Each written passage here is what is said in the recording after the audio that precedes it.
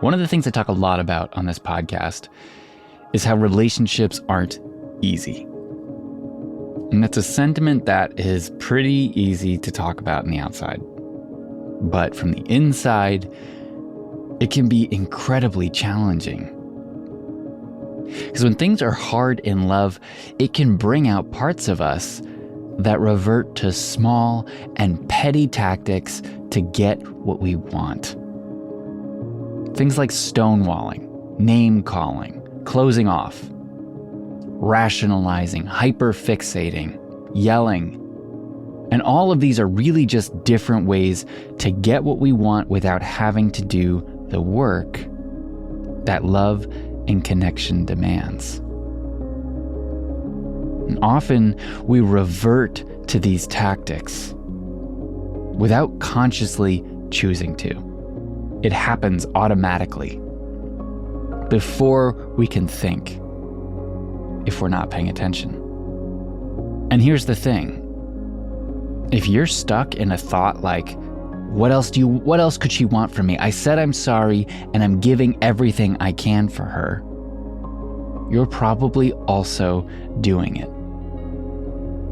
And this is the point that I think most of us, and not just men, but most of us miss when we think about committing to someone. Like, it's really easy to say relationships are hard. And then when we're in one and it's difficult, just stick to your guns and avoid ever really changing the things that matter. Assume that whatever is hard today will always be hard. But the truth is that love and connection demands more of us than we can comprehend. Because love and connection are the pathway to growth, to evolution. Which means that becoming the person you want to be requires you to witness what is keeping your love small and taking action to change that. So today on the podcast, I want to talk about a strategy that will kickstart that process. If you find yourself hitting up against a looping thought or argument, staying stuck wishing for forgiveness, or just hitting a stone-cold wall and struggling to feel loved and cared for by your partner. This is a good one. Stay with me. This is Reclaiming the Gentle Man. I'm Dave Lashansky.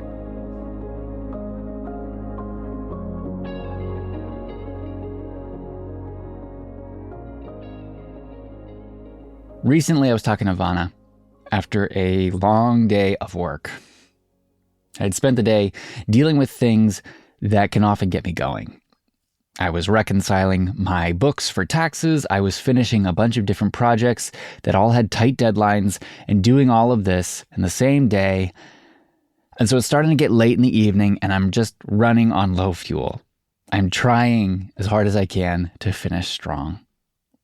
And from that energy, I say something to her, something that I don't need to repeat here, that she took in the absolute worst possible way.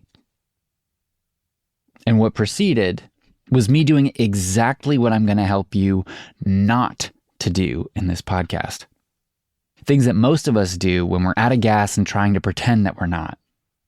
Things that even guys who dedicate their lives to improving relationships still do when we check out and get distracted and don't notice where we're at. Now, none of this is about shaming myself for how I acted, but I want to use my actions, my poor choices, as a barometer for where you are in your relationship. Because if you find yourself saying or doing or thinking the things that I did, I promise that I can help you turn the ship around, even if it's been going in the wrong direction for a long time.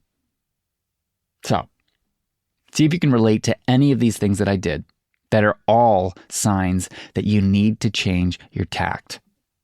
And yes, I'm going to go over what to do instead in a bit as well.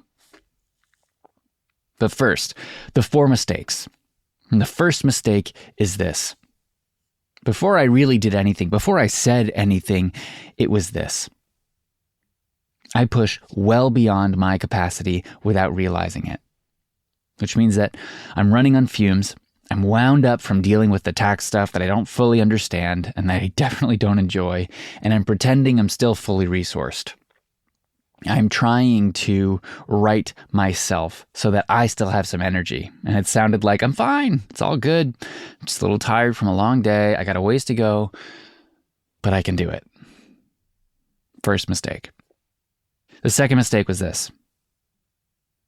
After I say the thing that I shouldn't have said, I defend myself for not meaning what it is that she heard. Which sounded like, hey, whoa, I didn't say that. That's not what I meant. Don't take it like that. Second mistake. The third mistake was when she clearly asks for the space she needs to process her own emotions and her own response. I do this. I panic. I give her less space and I try to play it all off like one big misunderstanding. I try to convince her that she shouldn't feel how she feels. Because that's not what I said, and it's not what I meant. And finally, my fourth mistake. When I got the memo that she needs some space, I start seething. That no matter what I do, it's never enough. That I apologized even, and she won't forgive me. Now be honest. Have you ever done one or more of these things in a fight with your partner? If you're saying yes, know that you're not alone, but also know that everything that happened here is an opportunity to turn things around. They are all an opportunity to deepen your connection or to break it. And so before I get into any of the specifics here, I want to preface all of this with what I believe is the reframe that any man that's struggling in this situation needs above all. It's the reframe that saves us when I can come back to myself. And the reframe is this. When you're stuck wanting her to forgive you, wanting her to reassure you, to soften, to praise you and tell you that it's okay. What you're doing is trying to feel safe again. And that makes sense. In or after a conflict, you want relief. You want the tension to disappear. But here's the shift that makes that possible, that you can do. Because if your primary focus is getting forgiveness, you are orienting toward emotional relief, which means getting out of the uncomfortable feelings, when what actually builds intimacy, what gets you back the connection you're afraid you're losing, is honesty and trust. And so instead of, I need her to forgive me, or I need her to say this so we can be okay, so I can feel okay, shift it instead to, I want her to trust that I will repair. Trust that I will be accountable. That I won't wallow in my shame. That I don't care more about defending myself and my honor and my actions than I care about her. And that I won't disappear. I want her to trust that I will become the version of me that I committed to becoming when I chose her. Because forgiveness feels good, right? Forgiveness relieves the tension and the discomfort that conflict brings. But trust makes that tension and discomfort bite-sized. Trust says that tension and discomfort won't break us. It's not bigger than us. Trust says this tension and discomfort is okay. And here's the really hard truth in this. Trust can't be built by her reassuring you every time you feel misunderstood or unappreciated. Trust only gets built by showing up consistently, especially when it's uncomfortable. And so if you find yourself needing her forgiveness in order to access your integrity, your compassion, your ability to show up for growth, you're actually asking her to regulate your responsibility to her, to your commitment, to your relationship. And that's not for her to decide. This is what actually choosing your partner looks like, and what so many relationships are missing. Because we're waiting for the other person to make the move and surrender and make us feel safe and good and comfortable again. When in reality, when we surrender to the discomfort, when we choose to lean in if we've made a mistake, or if we're finding ourselves needing our partners to act in a way that's going to change things, there is almost always a golden nugget of growth, of wisdom, of change you can make in your life that will have benefits beyond what you can imagine right now if you lean in, if you allow your ego to take a back seat to your integrity. If you allow yourself to do the following actions instead of the 4 mistakes that I described before. Here's what they are. First, and this is like the most common, one of the biggest ones that all of us are guilty of at some point. Instead of pushing through, instead of pretending we're okay, just take a literal 10 seconds to get quiet and check in with yourself about how you're really doing. And then be honest with her about it. If you're trying to psych yourself up so you don't lose steam and you don't feel like you have the space or bandwidth to do a real check-in, because life really does feel too heavy in that moment to slow down, first, note if this is a pattern. Note if you're constantly in that state, because that's something that needs your attention and it's not sustainable. But second, if it's not a constant thing, if it is a season of struggle, of trying hard, of just kind of being out of gas more often, own it. Own that you don't feel like you have a whole lot of bandwidth right now. Being honest about that with her and yourself is huge. That is what creates safety, because it shows self-awareness. And you can regulate a little easier because you're not wasting conscious energy trying to hide it, trying to hide the fact that you're running a little low on gas. So that's the first one. Check in with yourself. Be honest about where you're at when you're in the presence of the person that you love. Second, instead of defending yourself because you didn't mean or say what she thinks you said, instead of defending or pleading your case, remember that your impact is what matters first. Because what you intended is about who you were trying to be, and your impact is about what it felt like to be with you in that moment. And in relationship, learning to own your impact is everything. It shapes trust. It shapes connection. If your words landed in a way that you didn't intend, if she felt hurt or dismissed or belittled, if she felt alone or unseen, you can clarify your intention later. But first, you have to own the impact. And it's not because you're always wrong.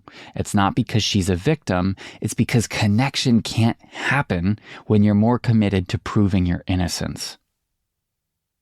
Connection grows from taking responsibility for the effect you had, whether you intended it or not. If a ship hits an iceberg, the captain doesn't say, "But I didn't mean to hit it," right? The hull is still breached. Water is coming in. And whether you intended to miss that iceberg or not doesn't matter in that moment. The first thing you need to do is take command of the repair. Recognize that there was an impact. Your relationship doesn't sink because you made a mistake. But it does sink when you argue about whether you meant to hit the iceberg or not, or if it makes you a bad guy, or if it actually even did any damage. Owning impact is you grabbing the wheel and saying, "I see what happened, I see what it did, and I'm here to repair the damage I caused." That's what builds trust. Okay, third. When you see she's not understanding that you didn't mean what you said, when you see she's getting emotional and you start panicking, thinking you're going to run out of time or you're going to run out of bandwidth to care for her, you might either run and hide or you might rush to make it all better. You might apologize 1,000 times. No matter what you do, if you're panicking when your partner is in her emotions, it's not going to work very well. Trust me, I have tried. And here's where self-awareness builds trust. Because when you can recognize yourself panicking, because the first thing you need to do is recognize that you are panicking or you are checking out in response to your partner's emotions.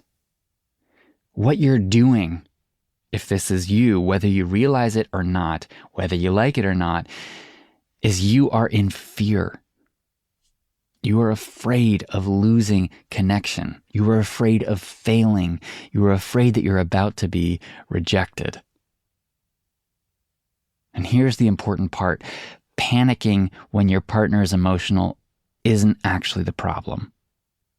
It's staying unconscious of the panic inside you. That's the problem. Because when you panic and react automatically, you start connecting her emotions to your regulation and you start eroding your trust because that panic takes over and you revert to those tactics you learned when you were a kid to make sure the people around you were okay or to make sure that you were not part of whatever it is that was going on. Either approach erodes trust because she starts to feel like she has to shrink her feelings to keep you steady. Your self-awareness, your ability to recognize your own responses and take responsibility for them builds trust. So when you can notice, oh, whoa, she's starting to get upset and my chest is tightening up. She's trying to tell me how she feels, but I'm speeding up trying to beat her to the words. When you realize, wow, I am shutting down, or I am scrambling right now to fix this, that moment, no matter what preceded it, that moment of awareness is power. It is everything. Because in that moment of awareness, you give yourself the opportunity to regulate yourself. Instead of rushing down the wrong lane, trying to regulate and repair with her before you can actually hold steady, you doing the work to actually show up for the both of you by being aware, taking responsibility for how you're doing. In order to be the presence that can actually hold and expand his capacity, which actually builds trust far more than any words ever will, it takes work and practice and mistakes and messing up to learn to remain grounded when she's emotional. It takes work to not fix right away, to not explain away, to not run away, but to just be present. And that work begins with noticing your own stuff coming up in the moment. And then eventually, with intention and practice and guidance and learning and brothers to support you and great coaches or therapists, whatever it takes, that learning happens and you start to build the skills that work for you specifically. And when she witnesses your presence in that, when she witnesses you growing in that, she will start to trust that her emotions can't break you, which is an incredibly stabilizing force for your relationship. Okay, those are 3. Here's the last one. This is a big one. So what do you do when you start seething and you're feeling like no matter what you do, it's never enough? That you've apologized 100 times already. What do you do to regain that mindset where you're not waiting for her to move the needle in repair? You're not waiting for her forgiveness. The most important thing to do when you realize that you're tired of waiting for her, of pleading for her forgiveness, is to check in with yourself about what her forgiveness actually gives you. Does her forgiveness give you a break? Give you a break from feeling like you are constantly running? Does her forgiveness offer you compassion for the struggle that you're in? For the tiredness that you are feeling right now? If you really check in with yourself about what her forgiveness would feel like, you can do something that's kind of magical. You can give it to yourself. You can own that you have caused an effect that you didn't intend. You can own that your impact was not what you wanted and forgive yourself for being human enough to miss the mark. Yeah, give it to yourself. Stop waiting for her and experience what it feels like in your own body to receive the thing that you think only she can give you.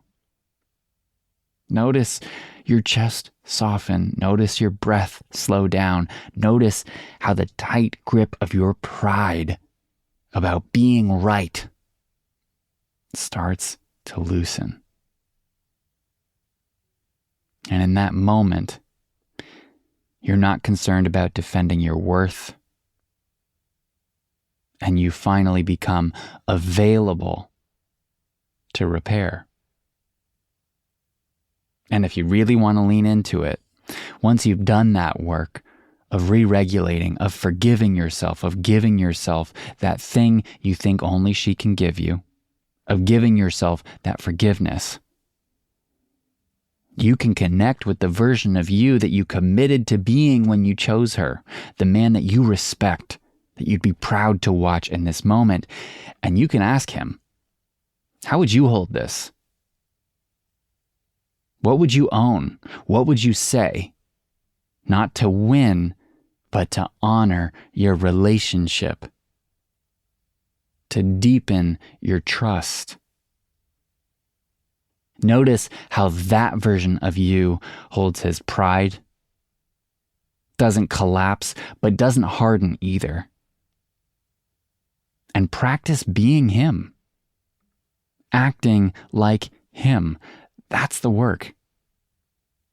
It's not waiting for her to make you feel better or demanding an immediate resolution so the tension eases. It's stabilizing yourself so that you can show up. It's not bypassing the stuff that's uncomfortable. It is the sacred practice of relationship. It is hearing the place where love is asking you to grow and stepping toward that. When you slip, because you will, because we all do, remembering that repair is always available when you're willing to surrender pride. And that trust grows every time that you choose steadiness over being right. Because love feels way better than being right.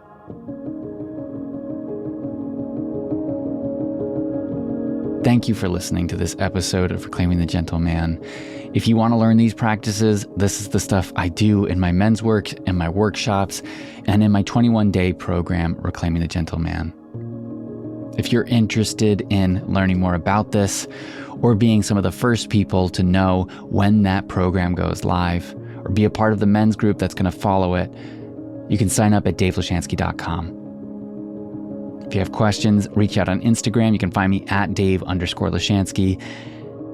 I hope this episode serves you in whatever phase of relationship you are in, whatever waters you're navigating. Wishing you a beautiful day or evening, wherever this finds you. I'll be back in a week.